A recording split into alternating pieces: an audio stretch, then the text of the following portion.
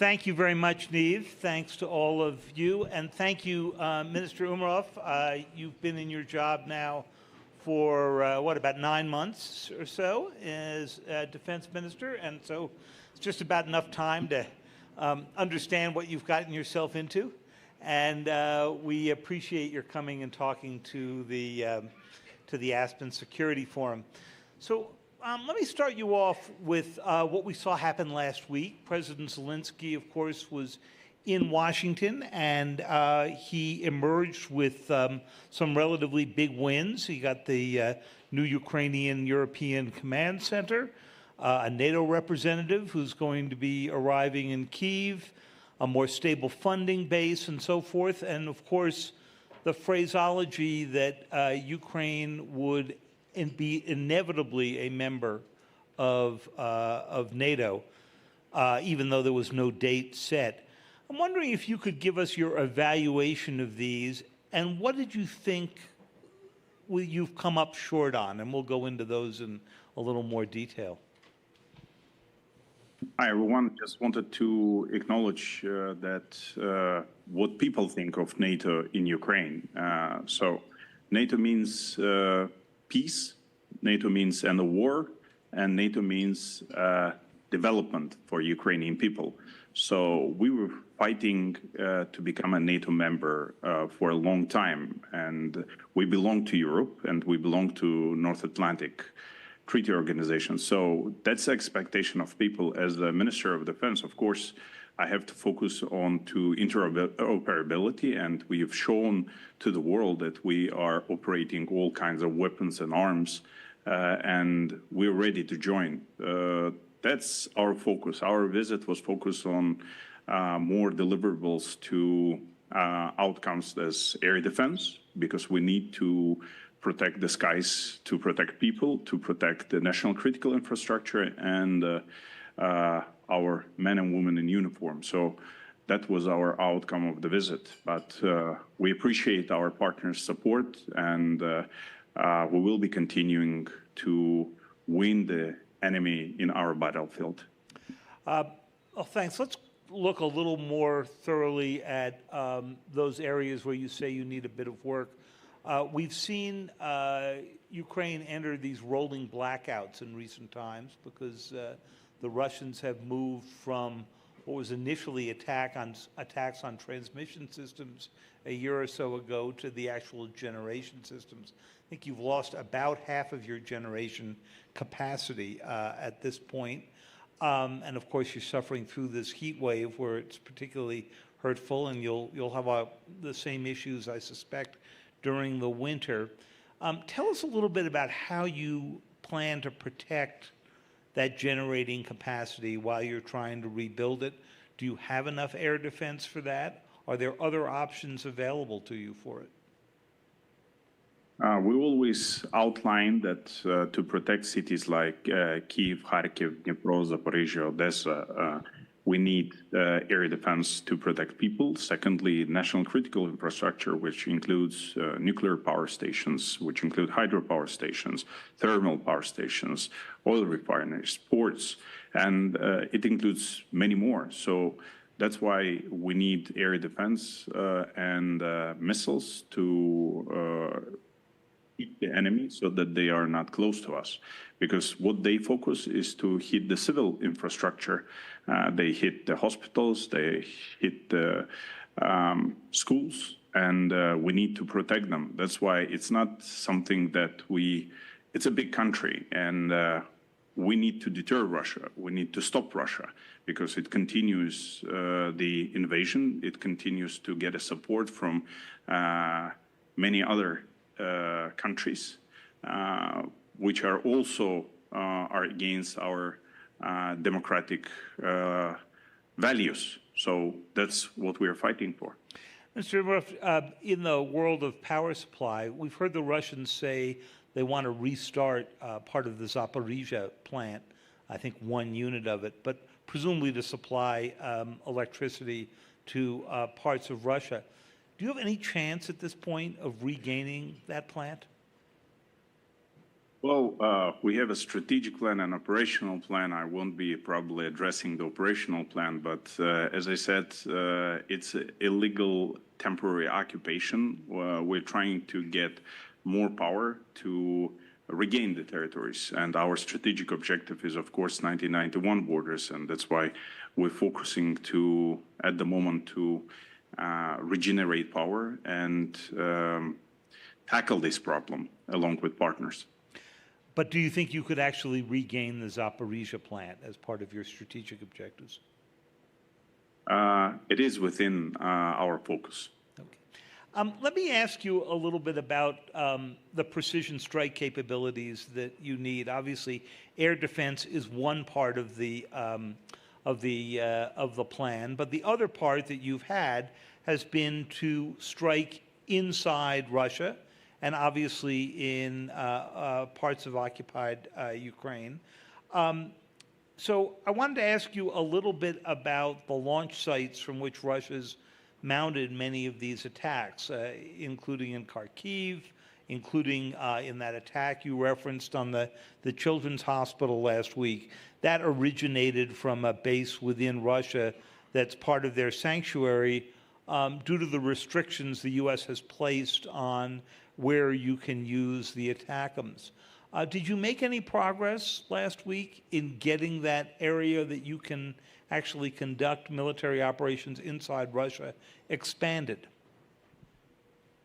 Yes, we are asking our partners to lift all bans on targeting military targets inside of Russia, because they're targeting our cities, our civilians, and to make sure that they don't come to our borders, we wanted to use long-range missiles against the enemy military targets.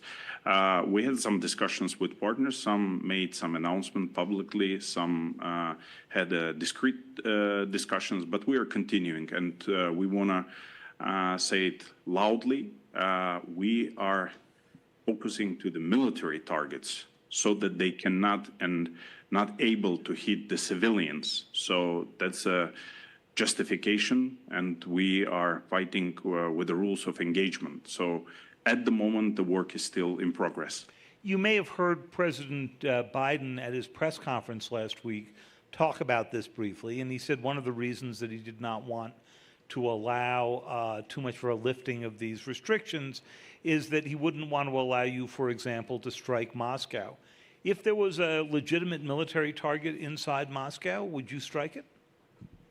We're protecting our nation. We're already fighting for 10 years, and full-scale invasion, as you know, have caused us so many internally displaced people that it's up to 15 million people moved from one part of the country to another part of the country, and even leaving the country. So we would do everything to stop the enemy. And but at this stage, we address our partners to allow us these missiles to focus on military targets that are hitting our cities. So there are some objects that our partners know, and they are focused only to the military targets. And those would include, for example, the air bases where they're releasing some of these, the bombers that are releasing the glide bombs and so forth? Yes, not limited to. Okay. And has the U.S. shown any greater interest in allowing you to expand the arena?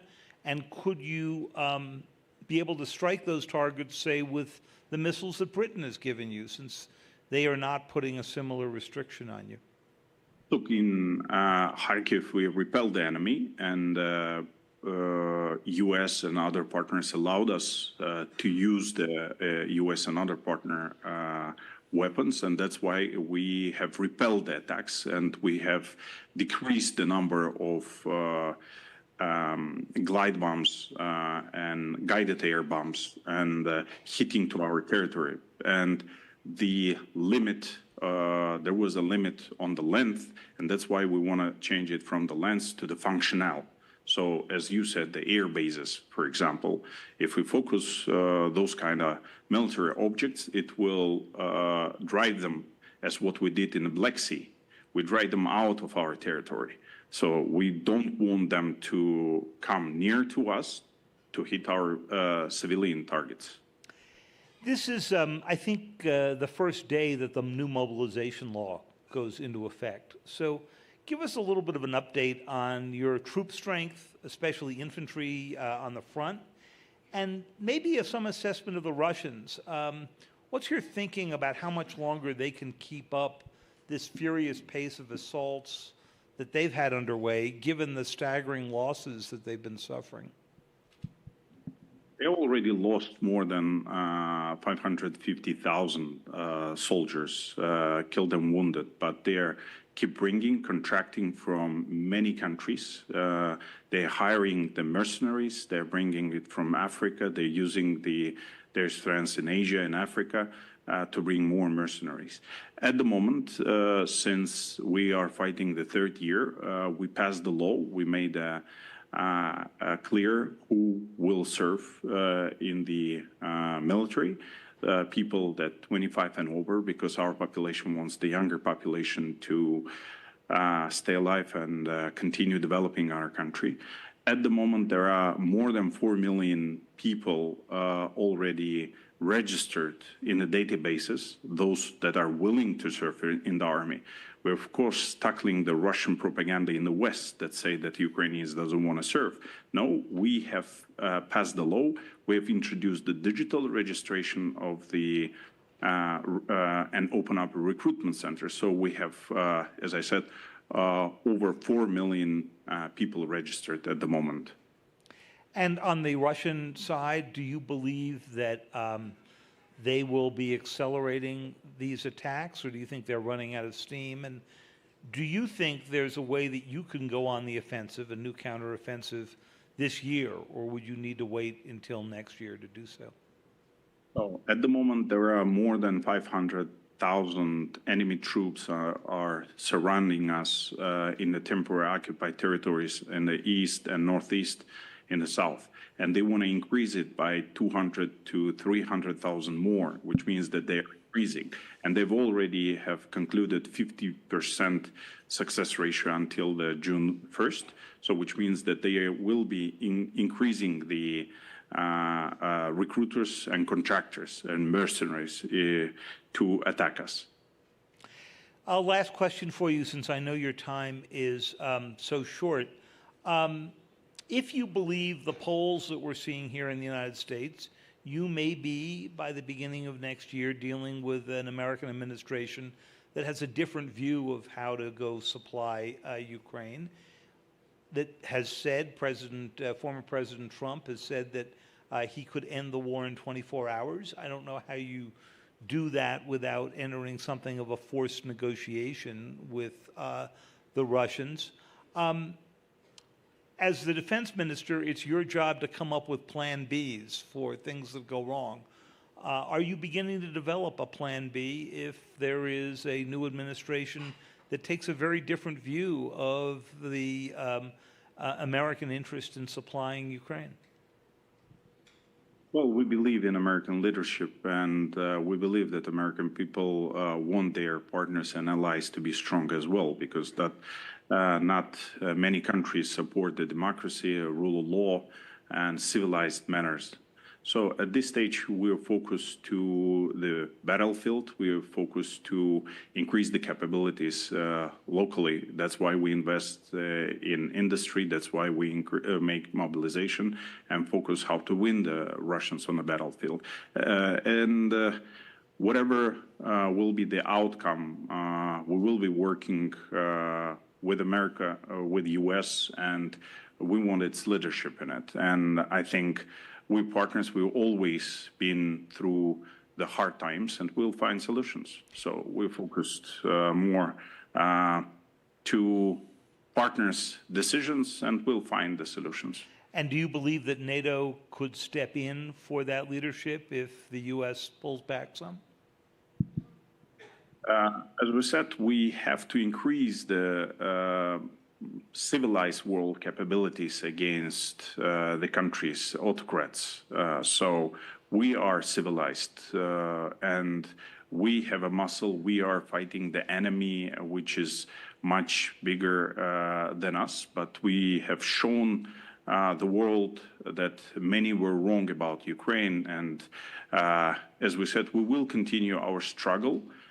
We've been fighting for this for many, many decades, many centuries, to become independent sovereign country. And we have a vision to become EU country and NATO country.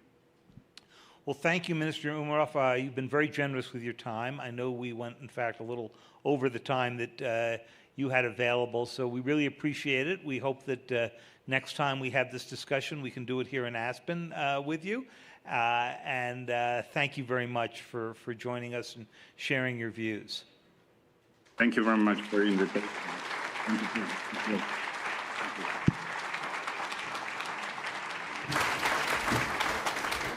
Thank you, Minister. And also a huge thanks to our colleagues in Aspen, Kyiv. They do amazing work under really difficult circumstances.